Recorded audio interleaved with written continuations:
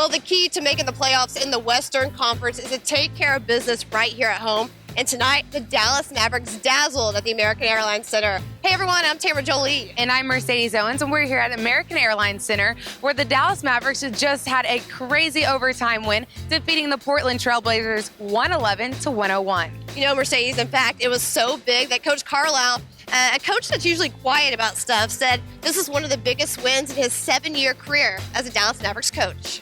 Earning that win is one of the best wins we've had, in the 7 years that I've been here. Just so, if you look at all the circumstances of the game. So, but again, we gotta take some strength from this, and we gotta build on it. We cannot afford a letdown with the Clippers coming in here on Monday. For the first 46 minutes, it looked like the Dallas Mavericks were going to again collapse here at home. That's been the storyline all season long. The Mavericks come within a shot or two, but then they can never get over that hump. But tonight it was a completely different story. They exploded the final 90 seconds, and Chandler Parsons finally had that breakout performance. He scored 20 points tonight, but he had 10 in overtime, and he says it was one of his best as a Dallas Maverick player. They tried to put Lillard on me, and I knew I could get a shot up off him, and they kept switching pick and roll. So just tried to create a mismatch and stay confident. I had missed a lot of bunnies and some open shots early in the game, but that was such a good team win, and no one hung their heads. And we got an older team that's been in these situations before, so to be able to not give up on that and keep winning against a team that's very good and that was ahead of us in the standings is huge.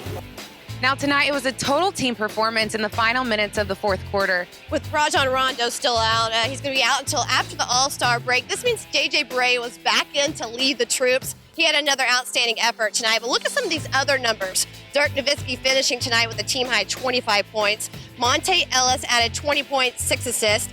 And Tyson Chandler, the man, he does it again, his 22nd double-double of the season. He had 13 boards, 11 points, an emotional win for this team indeed. Sometimes fans don't get to see behind the scenes what goes on, and I could say after covering the locker room all season long, there was really a different feel tonight. The players were pumped, they're ecstatic, and they knew this was an emotional win. But on the other side, not so much for Portland. Right, the Mavs' performance tonight was the perfect way to welcome Portland down to Texas. Lately we've seen this team really struggle away from home. They've now lost the past 7 straight games on the road.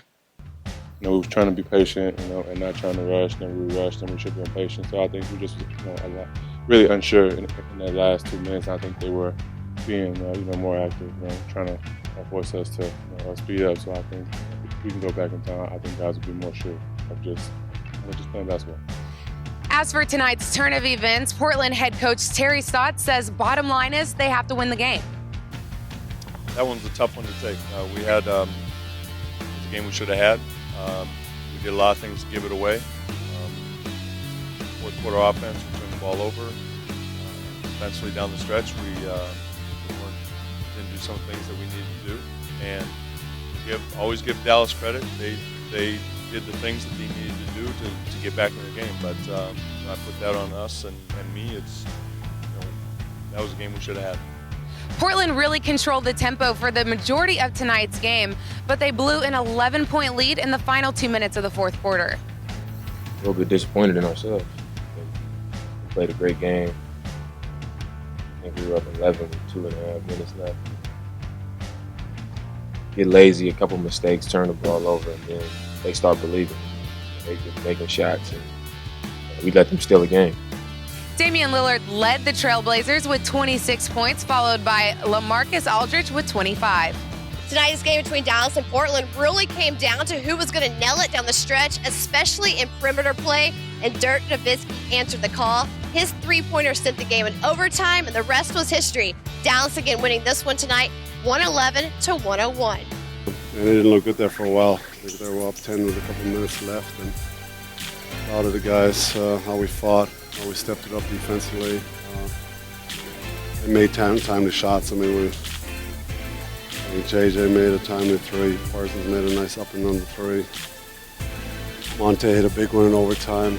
I hit one to send it over overtime. So I really liked our defensive intensity there in the fourth and big shots.